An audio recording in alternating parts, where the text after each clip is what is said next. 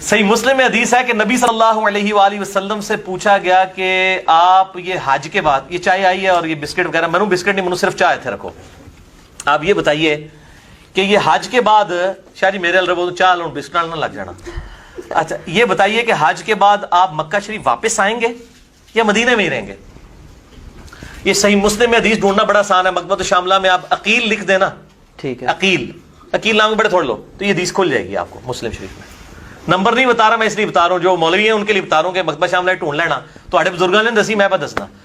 تو یہ بتائیے کہ آپ مکہ شریف واپس جائیں گے یا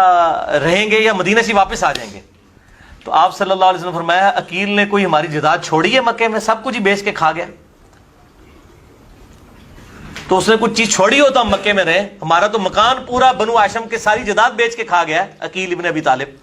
تو ہم کہاں مکے میں رہیں گے، ہم مدینے واپس ہی آئیں گے۔ یہ میں نے آپ کو ہلکی سی جھلک کروائی ہے ایک مینٹالٹی کی، ٹھیک نا جی، مینٹالٹی، تھوڑی سی مینٹالٹی بتائی ہے، یہ میں کوئی گستاخی نہیں کر رہا ہوں لیکن میں آپ کو بتا رہا ہوں۔ یہ میرے ہاتھ میں صحیح مسلم ہے، جلد نمبر 3 کا صفحہ نمبر 699 ہے، کتاب الحج ہے، امام نووی نے باب قائم کیا، باب نزول الحجاج بمکہ و طوری سے دور رہا، حدیث نمبر 3190۔ سیدنا اسامہ بن زید رضی اللہ عنہما بیان کرتے ہیں کہ انہوں نے عرض کیا، یا رسول اللہ صلی اللہ علیہ وسلم کیا آپ مکہ میں اپنے مکان میں اتریں گے؟ آپ صلی اللہ علیہ وسلم نے فرمایا، کیا عقیل نے مکہ میں ہمارا کوئی مکان یا زمین چھوڑی ہے؟ توجہ کیجئے، کیا عقیل نے مکہ میں ہمارا کوئی مکان یا زمین چھوڑی ہے؟ اسامہ بن زید کہتے ہیں عقیل اور طالب ابو طالب کے وارث ہوئے تھے، اور جعفر اور علی کو ان کے ترکے سے کچھ نہیں ملا تھا، کیونکہ یہ دونوں مسلمان ہو گئے تھے اور عقیل اور طالب ابھی مسلمان نہیں ہوئے تھے۔ بھائی میرے پیارے، مرزا جی نے یہ جملے پڑھے،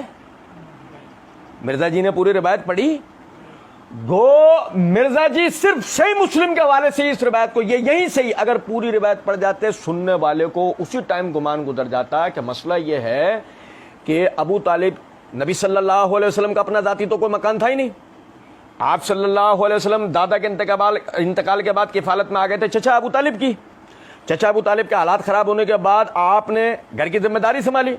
اور آپ کے چچا زاد بھائیوں یعنی عقیل وغیرہ، ام ہانی وغیرہ، ان کی پرورش آپ کے چچاؤں نے کی، عباس وغیرہ، جعفر وغیرہ، ان لوگوں نے۔